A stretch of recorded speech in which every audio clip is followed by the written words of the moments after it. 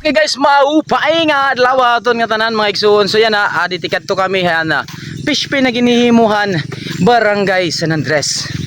So medyo harayo kunot pagbaktasan dire kayat motor pagkadi kayo malagay-lagay duro.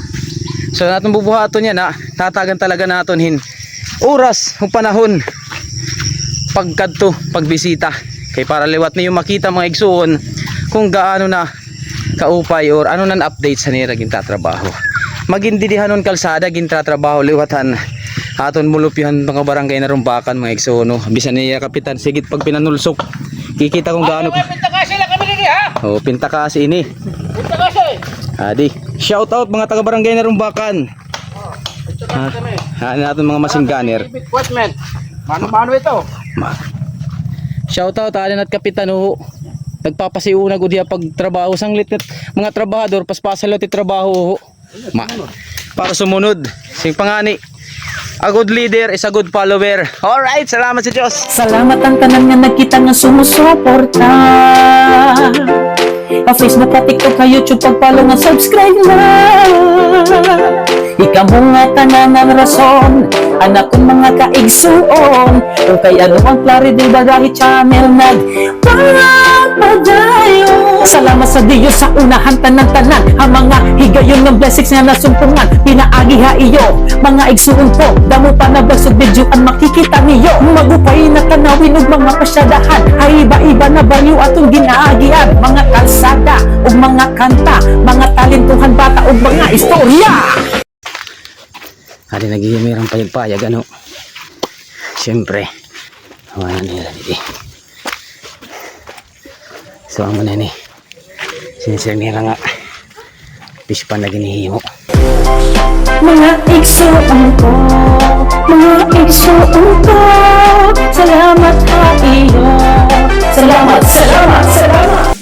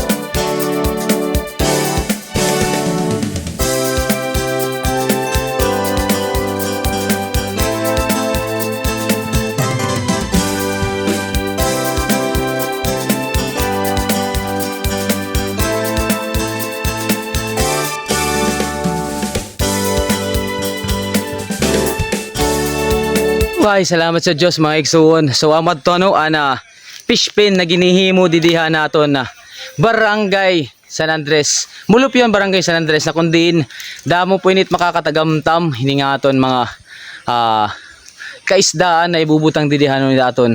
Actually dire pa ni tapusan ng mga igsuon. So ongoing pa nira trabaho, di isnak lamang gud nira kahit oras naton.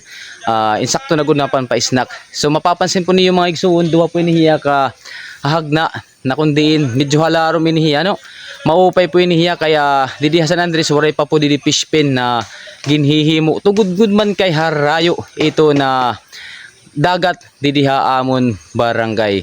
Ngan syempre pagkadiliwat ini medyo harayo gihap mga 300 meters from the road along the road gihapon kaya medyo harayo nga diliblib nga dit ato na fish pin naging butang nira mga igsoon. So salamat sa Diyos, sana please like, share and comments gihapon ano kay di laharo mamit aton sakripisyo pagkadididi. Isang share naman diyan mga igsoon hitaton videos hininga aton fish pin han barangay San Andres sa pangunguna han aton gobyerno at syempre han aktibo gihapon na pag kikipag coordinate han aton mga barangay officials nganan aton opisyalis han bungto han Villarreal. Salamat sa Diyos. To God be all the glory. Abangan nyo po yung susunod na mga videos natin or updates hininga fish pen na ginihimo diniha barangay San Andres, Villarreal, Samar. Peace! Bye-bye! Mga igsuon ko, mga igsuon ko.